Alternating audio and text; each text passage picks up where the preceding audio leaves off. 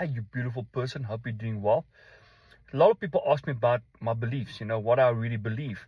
People think that I've got this strange doctrine sometimes when it comes to the Bible, but it's always been there. If you study the church fathers, way before what we've learned today, you go back to that kind of roots, you'll start seeing that we've missed the mark quite a lot. So I'm into that, and a lot of this doctrines, or what I believe, is very new to people, but it's always been there because we've been indoctrinated with wrong ideas about Father, Son, Holy Spirit, and the Bible. We've missed a lot of things, but there's a lot of things that's beautiful, so what do I truly believe? I believe in union. I believe there's no separation between us, Father, Son, and Holy Spirit.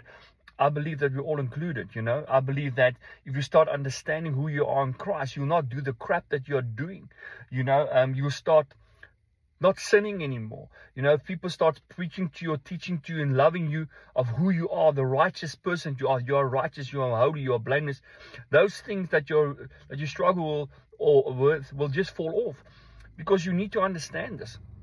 Jesus didn't come to preach sin. He came in to preach that you are free from sin.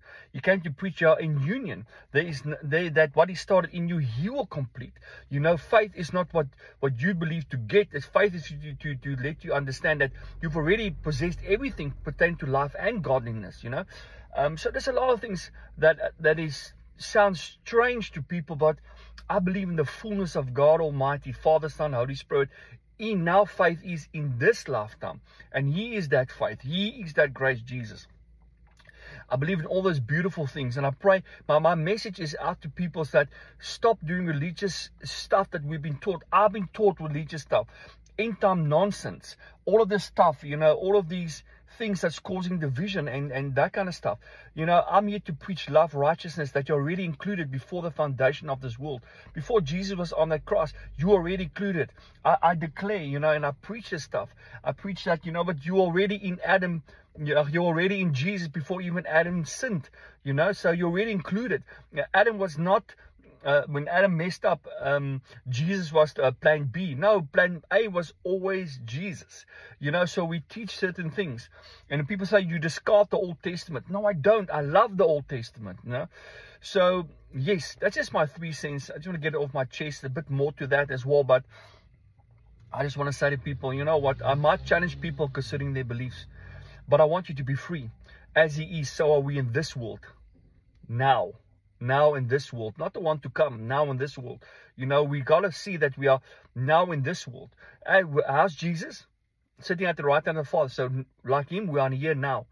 And it's very difficult to get that across to people, because people still want to obtain, they still want to work out, and they still want to try to work at their faith, and so that they become better and holy people, which is not the truth. You're already better, you're already holy, you're already righteous. Knowing that, those things that you struggle with, sin, I don't like that word, it will just fall off. So I just want you to see that, okay? So yeah, this is a bit of my thoughts.